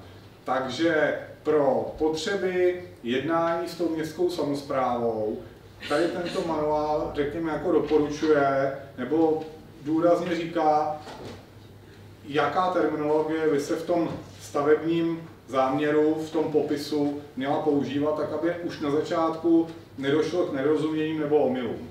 To je podle mě docela důležitý, přestože se ta terminologie jako vyvíjí, mění, máme nový stavební zákon, máme novou ČSMku o přístupnosti staveb, tam všude se vyskytují taky definice pojmů. Ne, máme samozřejmě otázku jako katastru, daně z nemovitosti a tak dále. Nicméně v tomto manuálu je to spíš zaměřeno na takovou tu, jako řekněme, projektovou přípravu staveb a související záležitosti typu územní plán, případně jakoby podklady pro projektování. To je hnedka na začátku v tom výkladu pojmů. Je tam těch pojmů poměrně hodně. Snažili jsme se to orientovat prakticky pro záměry, se kterými se zde v Rokytnici nejčastěji setkáváme. Navazuje další část a ta je zase určená jakoby vlastně všem, kteří mají ten záměr. To znamená nejenom těm soukromým investorům, těm developerům, případně dalším stavebníkům, ale i té městské samosprávě, tak aby tam našla jakési hrubé vodítko pro to, jakým způsobem nejlépe uchopit ten začátek toho celého procesu. To znamená, jak nastartovat vlastně tu předprojektovou přípravu, projektovou přípravu a jak potom dál postupovat při projednání toho záměru třeba s tou městskou samosprávou. To je tady v té části. Potom už ten manuál řeší konkrétní aplikace na poli toho stavebnictví pro nějakým způsobem hierarchizovanou jakoby plochu toho celého správního území toho města. Takže tam máme rozdělení na městský prostor, příměstský, venkovský. To znamená, čím se dál vzdalujeme od toho středu toho města, tak tím se ta zástavba prostě mění, dostává se blíže k té volné krajině, do které vlastně postupně jako přechází. A proto všechny ty aplikace stavební se tomu nějakým způsobem mají snaží jako přizpůsobit. Máme tam dál vlastně požadavky na ten, řekněme, veřejný prostor, který je ve většině případů, ale ne samozřejmě jako vždy, ve veřejné správě. To znamená často komunikace, nějaké shromažďovací plochy, náměstí, plácky a tak dále, já nevím, řekněme předpolí hřbitovu a tak dále. Ale v případě Rokytnice nad Jizerou je to samozřejmě často i prostor majetkově soukromý, to znamená u těch větších investičních záměrů bychom rádi dosáhli toho, aby tyto plochy, které ten soukromý investor buduje, měly nějakou vizuální vazbu na ty plochy, které buduje třeba to město nebo prostě nějaký jiný veřejný subjekt. Tak. Potom tam máme další oddíly, kdy už jako na konkrétních příkladech ukazujeme, jak by měly být řešeny připojování nemovitostí ke komunikacím. Jak by se mělo řešit odvodnění komunikací. A další jakoby konstrukční prvky, doplňky.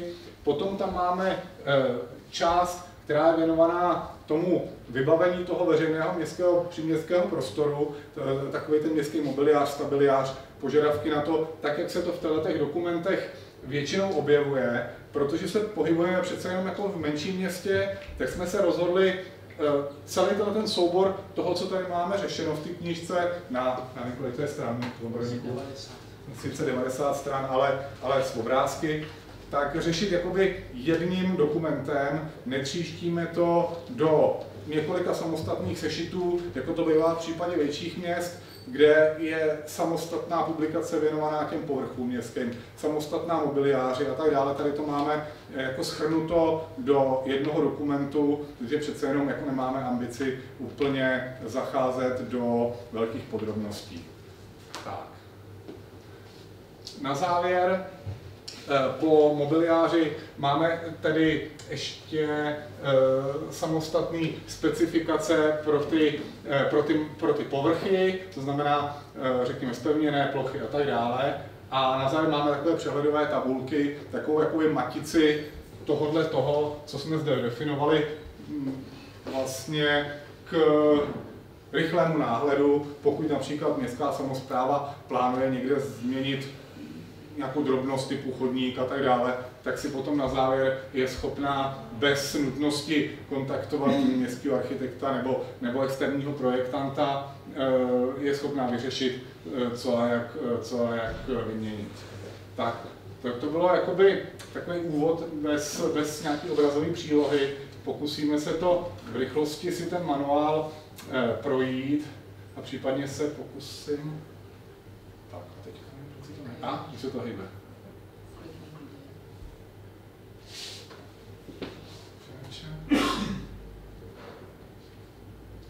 Jdeme dál? Jo, už jsme tam. Jo, výborně. No, počkej, aby jsme se... To je číslo druhou stranu. Pardon. Tak jsem točil na druhou stranu. Takže... Nebudu asi číst ty konkrétní detaily, já myslím, že ty jako hrubý kapitoly, které jsem zmínil, bohatě stačí. Případně spíš rád odpovím nějaký dotaz, který přijde.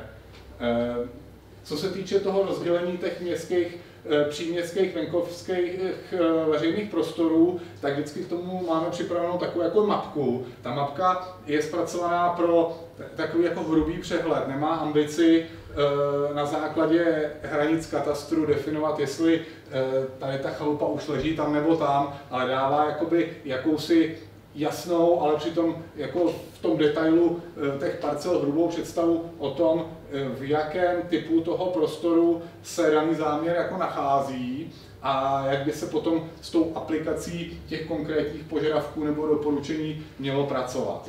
To potom se opakuje pro každý ten veřejný prostor jakoby zvlášť v těch navazujících částech toho manuálu.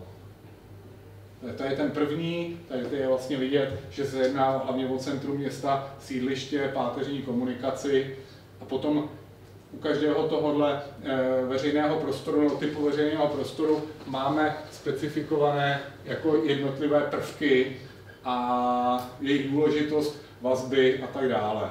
Takže takhle to potom vypadá ten manuál. Máme tam zároveň i příklady z aktuálního stavu, kde jsou na těch fotografiích vyznačena místa, co případně je špatně, jak s tím pracovat dál. Takové konkrétní jako příklady, aby si každý dokázal představit, co případně se v daných prostorech jakoby má zlepšovat, na co se zaměřujeme. Příměstský prostor obdobně, já to s dovolením přeskáču trochu dál. Tady zase nějaké příklady současného stavu. Venkovský prostor, to už se samozřejmě v podmínkách Rokytnice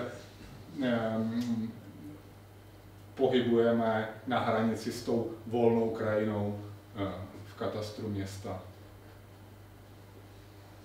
Zase opět nějaké příklady. Potom tam máme vlastně tu část poměrně obsáhlou, kde řešíme uliční profily, velice důležité téma v Rokytnici. Jednak máme tady intenzivní frekventovanou páteřní komunikaci, krajskou, máme tady komunikace navazující, třetí třídy, máme tady místní komunikace a pohybujeme se jako v dramatické morfologii terénu, prudké sklony, dešťové vody a tak dále. A proto jsme na to kladli velký důraz, aby i v dílčích zásazích, které jsou třeba investičně soukromé, tak se postupovalo podle určitých jako stavebně kulturních zásad a nevznikaly často obtížně odstranitelné stavební problémy potom v tom území, které obtěžují možná mnoho lidí ve svém okolí. Takže takhle potom vypadají ty jednotlivý vzorový řezy těmi komunikacemi. Samozřejmě máme tam daný důraz na cyklodopravu, na pěší, na likvidaci srážkových vod, to jsou asi takový, a samozřejmě povrchy typ povrchů, takový ty hlavní úkoly, které jsme si jakoby vytkli v tom, aby jsme nějakou jako názornou, stravitelnou formou těm investorům představili, co je naším záměrem, to znamená jako bezpečnost, trvanlivost a tak dále. Takže to jako proběhnu s dovolením takhle. Začíná to vlastně těmi nejintenzivnějšími komunikacemi, těmi nejvíc na očích, které jsou v tom centru a postupně se dostáváme do těch okrajových částí. Potom samozřejmě připojení ke komunikacím, tam je důležitá samozřejmě bezbariérovost, dopravní řešení, bezpečnost, tak jak to je obvykle, jak to asi všichni znáte. Zase jako jednoduché, přehledné a rámcové požadavky na připojování staveb na veřejné komunikace. Taky velké téma nejen v Rokytnici, zachytit včas potenciální problémy znamená vyvarovat se množství problémů potom z toho provozu. Takže potom navazují další jakoby prvky v tom veřejném prostoru a tak dále. Umisťování staveb z hlediska morfologie terénu a tak dále. To je vlastně připraveno v součinnosti na připravovanou změnu územního plánu, vše na spadnutí. To je územní plán z prvky regulačního plánu, kde se také některé z těchto požadavků vyskytují. My to tady trošku doplňujeme, rozvádíme, dáváme tomu větší podrobnost. Takže poměrně asi stravitelnou formou zase na základě nějakých jakoby schémat, nákresů. Potom tam máme tu poměrně obsáhlou část městského mobiliáře, zase rozdělenou na základě těch tří hlavních jakoby částí toho veřejného prostoru, to znamená ten městský, ten příměstský a ten venkovský. S dovolením rychleji prolétnu, protože to samozřejmě pro, pokud tady, teda, jak jsem pochopil, jsou starostové a tady jiných měst a obcí, bude pro každou lokalitu jiné, takže to s dovolením takhle jako prolistuju. Vždycky tam je nějaký popis, nějaká jako ilustrační fotografie, ale ten manuál je koncipovaný tak, že nikdy neposkytujeme výčet nějakých konkrétních výrobků, konkrétního výrobce. Říkáme, že to je prvek z toho a z toho materiálu, má takovou povrchovou úpravu, takovým způsobem by se měl kotvit a tak dále, ale jestli to vyrábí ten nebo onen A proto počítáme s tím, že v průběhu času se zde budou objevovat jako prvky různých výrobců, řekněme, mírně odlišného designu. Toto je vodítko, které by mělo sloužit k tomu, aby se udržela jistá kontinuita. To znamená, v centru města máme jako jiné materiálové požadavky než na venkovském prostoru na hranici s volnou přírodou, kde samozřejmě se všechny ty prvky daleko víc blíží tomu přirozenému volnému prostředí, krajinnému, bez té jako intenzivní urbanizace. Jo, takže to je asi s ohledem na jakoby míru konkretizace těch jednotlivých jako prvků. VOčko a tak dále, navigační systém. Navigační systém zmiňujeme jenom okrajově, to si necháváme jako asi jedinou položku, která zřejmě dostane svůj vlastní dokument a je to takové poměrně obsáhlé téma, které v současnosti netvoří jenom takový ty tvrdý prvky zabetonované v tom veřejném prostoru, ale samozřejmě nějaký internet a podobné jakoby záležitosti, takže to bylo nad rámec toho manuálu a objevuje se tady jenom jako vlastně doporučení pracovat na tom, aby ten navigační systém v tom městě byl jednotný, přehledný a dlouhodobě udržitelný. Materiály povrchy, tak jak jsem předtím ukazoval rámcově, jak máme specifikováno pro mobiliář, tak něco podobného máme pro městské povrchy, zase samozřejmě odstupňováno podle intenzity používání a lokality v tom městě. Zase přejedu dál.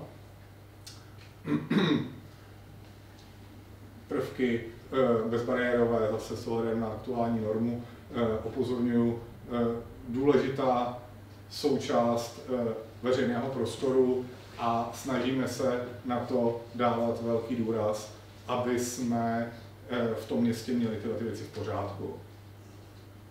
A dostáváme se úplně k závěru toho manuálu a to jsou ty přehledové tabulky, jak jsem o nich mluvil. Pokud má ať už městská samospráva nebo soukromý investor v plánu zabývat se řešením sjezdů například ke své nemovitosti, je schopný si najít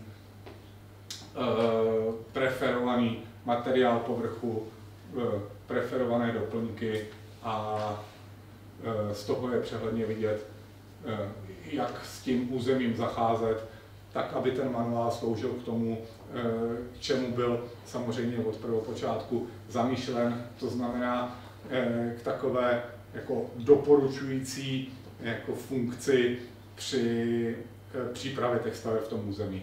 A to je, myslím, vše. Děkuji za pozornost a předávám zpátky slovo. Díky.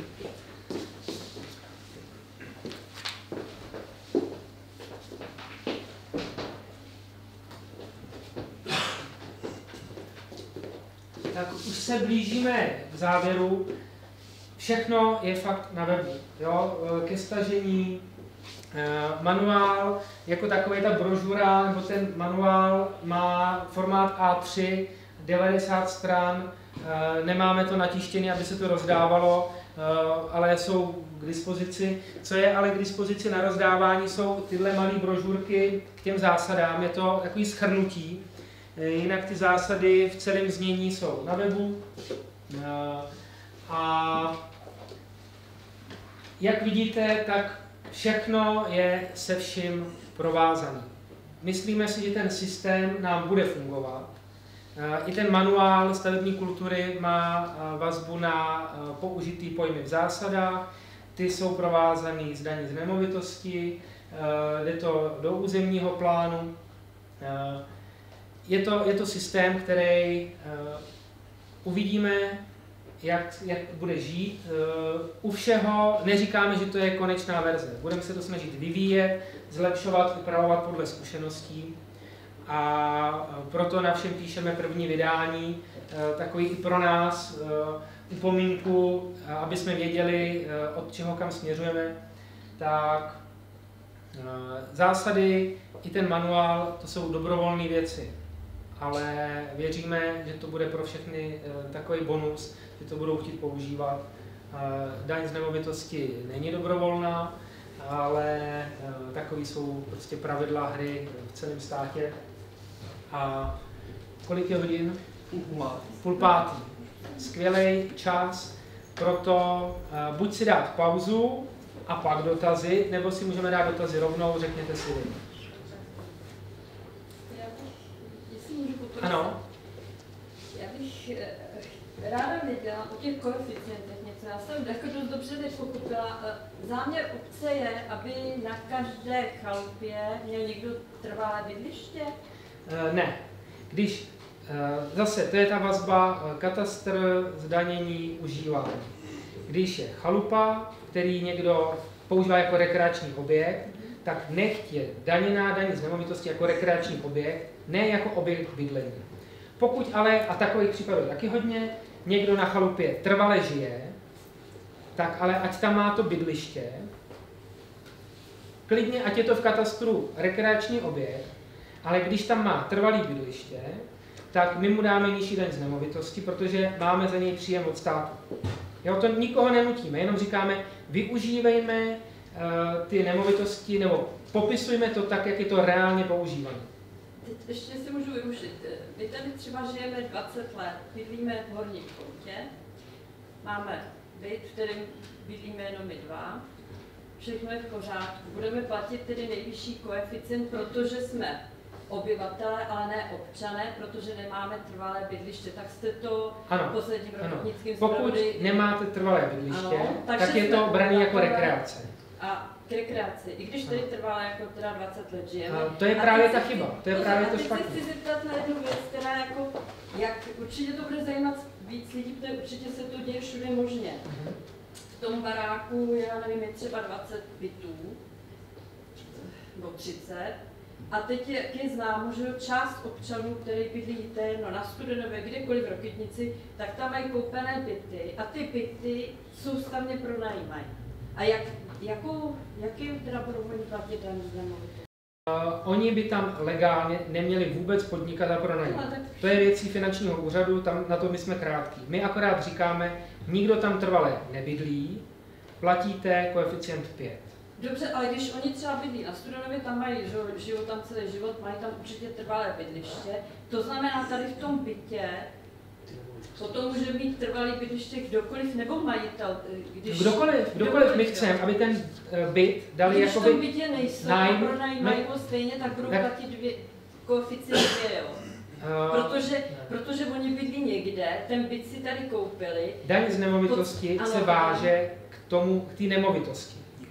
Ne k té osobě. Já tomu rozumím, to znamená, že oni bydlí někde tady ty byty mají vyloženě koupený na to, že je pronajímají, ale protože si tam nahlásí, já nevím kohokoliv, tak tím pádem budou platit už jenom ty koeficient 2 a je jedno, že tam to město tady hmotuje denně nebo teda týdně, já nevím, třeba do toho bytu přijde 5, 6, 7 lidí a to nevadí tomu městu. To je ten... Vymyslíte příklad, kdy tam někdo přihlásí někoho jen účelově. No já si myslím... Myslíte, že takových příkladů bude hodně? No ale já beru jenom to, co my vidíme, že jo, a vím, že tam jako ty lidi nežijí. Rozhodně ten systém není neomylný a 100%. Můžou takový případy nastat. Podle mě to budou jednotky případů. A nedovedu si představit, že bych účelově do své nemovitosti přihlásil někoho, s kým ani nemám nájemní smlouvu, kterýmu nemůžu říct, jaký pravidla musí on dodržovat, a jenom tam měl někoho kvůli tomu, abych platil míň. To když už někoho takového budu hledat, tak někoho, kdo tam skutečně bydlet bude. Máte pravdu. Já tomu nerozumím. Ne, tohle máte pravdu. To je jeden z případů. Je mi to jasný, že lidi okamžitě začnou vymýšlet, jak to obejít. Nebudu sama, jo. Jo, ale vy jste přišla na ten nejjednodušší příklad, jak to obejít. Účelově nahlásím občana s trvalým pobytem. Můžu to udělat ještě, jenom, ale kolik takových lidí kvůli 1000 koruně za rok bude, Jo, u bytu to bude okolo 1000 korun rozdíl. Jestli si chci dát do bytu jen tak někoho, jo, ano, může se to stát, ale my zároveň říkáme, pojďme ten systém dodržovat společně, protože pak to dává smysl. Ale rychlost taky nedodržuje každý a pravidla většina dodržuje. Je to stejný. Já bych ještě doplnil, pokud tam ubytovávají, tak v tom bytě podnikají a neměli by ho danit jako k trvalému bydlení, ať už s 2 nebo s 5, ale jako prostor podnikání.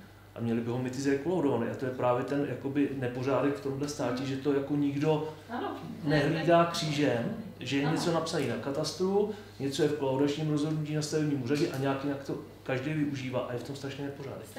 Jo, přesně, já s tím souhlasím, ale fakt my tam 20 let v tom žijem, takže to vidíme. Tyhle ty dvojí užívání bytů v jednom bytovém domě, tak právě řešili ombudsman. Jsou z toho prostě nálezy, jednak metodika Ministerstva pro místní rozvoj, jednak nějaký závěry právě ze strany ombudsmana a všude je jasně řečeno, že by k soustavnému pronajímání krátkodobému byty používaný být neměly. Nejsou tak postavený, navržený, nesplňují požární předpisy a celou řadu jiných norem. Takže je to i o tom, aby se lidi uvnitř těch domů dokázali o tom bavit v rámci SVJček. Já vím, že to není nic jednoduchého. Někde jsou i spoluvlastnické podíly, tam už to vůbec není jednoduchý, ale existují nějaké domovní řády a podobné věci, které zkrátka by měly asi odrážet potřeby všech v tom domě a je potřeba o tom mluvit i uvnitř toho domu. Jo, to máte sice pravdu, ale ty lidi třeba vůbec na ty schůze, já nevím, leta nechodí, jo. To znamená zase, samozřejmě paní Šmídová spolu vidí, kdo to vlastní, ale my třeba vůbec jako neznáme ty lidi, že tam je x bytů, do kterých pořád jako jezdí ty lidi. Rozumím přesně, kam míříte. A teď my budeme platit teda, my, který tady 20 let žijeme jako řádně, a protože tady nejsme přihlášení, tak jsme obyvatele a budeme platit koeficient 5. Jo, jasně, je to zákon, jo, nedá se s tím jste tady, zajímáte se o to evidentně, je to pro vás důležitý téma, máte rádi Rokytnici určitě, dejte si sem trvalý bydliště, bude to skvělý. Tak my už jsme starý. No, to nezáleží na věku, bereme všechny. Protože když tady žijete, to je to skutečné využívání. Žiju tady, mám k tomu místu vztah, pohybuju se tady, tak jediné, co můžu udělat jako to nejmenší pro tu obec, tak si sem dám trvalý bydliště, to je celý. Naopak, kdo dělá to účelové zabydlování, tak ty obci škodí.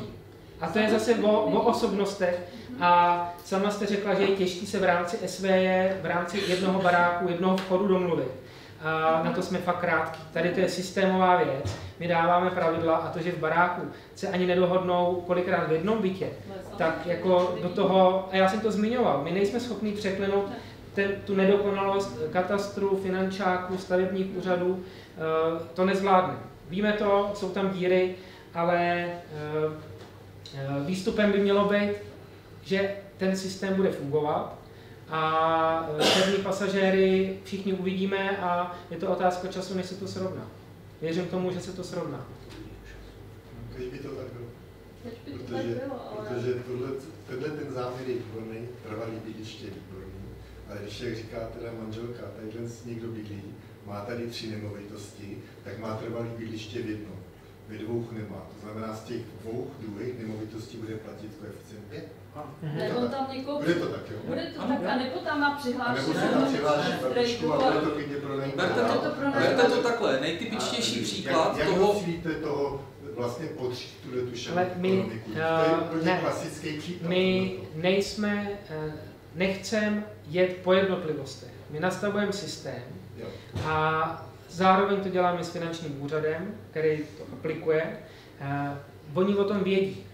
Vy zároveň nevíte, jak oni to daní. My to taky nevíme, nám to finančák neřekne. Třeba to daní jako podnikání, my to nevíme. To je další nedokonalost systému, že my nastavujeme pravidla, ale neznáme ty dílčí údaje v tom území.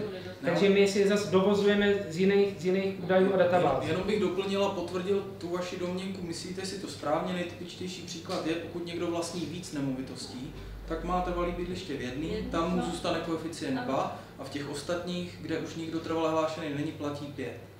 To, že to tak je daný právě kombinací několika datových zdrojů, a to jak katastru, tak třeba matriky. Jsou to všechno data, ke kterým se jako vůbec dostaneme, jsou to anonymizované data, ale dají se postavit proti sobě.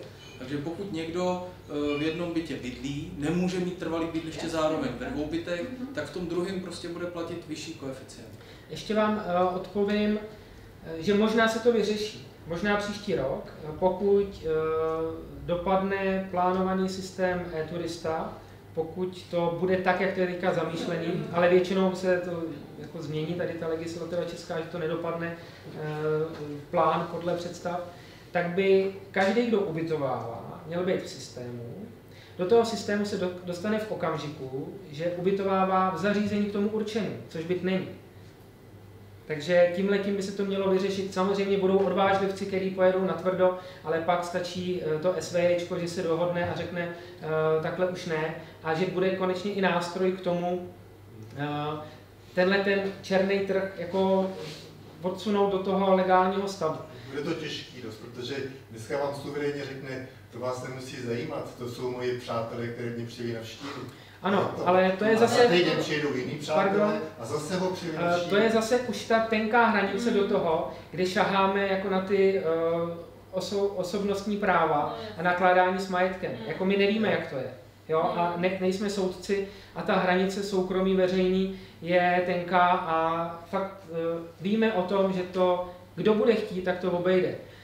Ale pro ty, kdo to budou obcházet, bude to složitý kvůli pár 100 korunám. Jo? Jsou to jako jednotky korun denně, ten rozdíl. Takže to kolikrát ztratíte na ulici víc 5 korun za rok, než ten rozdíl vám to činí. Takže říkáme si, že těch lidí motivovaných k těm k tomu ohejbání toho systému bude minimum a když budou, tak budou. Je to jako se vším. Jako někomu to dělá prostě radost. To je pravda. Jo, no, protože není problém, že by tady někdo měl 2, 3 nemovitosti, že není tady problém. Víme to. No, tak. Můžu ještě? To je dlouhý, ale určitě ještě máte dotazy. Tak, já bych se chtěla zeptat. Já mám teda trvalý bydliště v Rokytnici. S manželem bydlíme v bytě. Ale mám část nemovitosti v Rokytně, kterou já nemůžu ani pronajmout, ani tam nemůžu bydlet, protože tam to jako není rozdělené. Ale když si tam dám já to trvalé bydliště, bude z toho ta obec něco mít? Nebude. V tomto případě ne. V tomto případě ne, ale zase já nevím, jak vy to máte daněný, co máte v daňovém přiznání, jestli to neslouží k bydlení, tak to třeba máte napsaný jako příslušenství k obytnému domu, já nevím. Ne, je to tam, ale já jsem se na to jako minule ptala na finančním úřadě, tak ono to je rozdělení jako na 2 bytové jednotky, nebo jako na 2 byty. Jasný. V tomhle případě ne, kdyby to byl jiný případ, já vím, že to je vlastně malá chaloupka na 2 jednotky, vícero vlastnictví, ale kdyby to byl jiný případ, tak bych vám odpověděl, máte volný byt, dejte si tam nájemníka a bude to super. To je to jakoby ta snaha dostat ty byty na trh nájemního bydlení. Vím, že tady ten konkrétní případ je asi těžce proveditelný, ale odpověď je, že v tomhletom vám to nic nevezme, obci taky, a obci to nic nepřidá. Ale já budu platit vyšší daň. Vy jste se ptali, kdybyste si tam dala bydliště. No, ale když to tam nedám. Ne, protože to je objekt bydlení, který neslouží k bydlení, takže to dáváme do škatulky rekreace. Ano, zase rozlišovat pojmy. Takže to vás nepotěší. Dobře, Pokud nejsou další dotazy, tak vám poděkujeme za pozornost. Zopakuju, že všechno máme na webu, bude tam i videozáznam.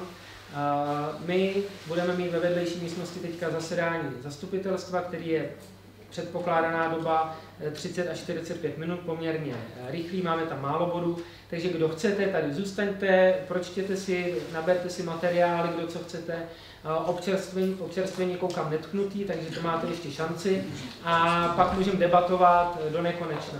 Tak děkuji a někdy zase nashledanou.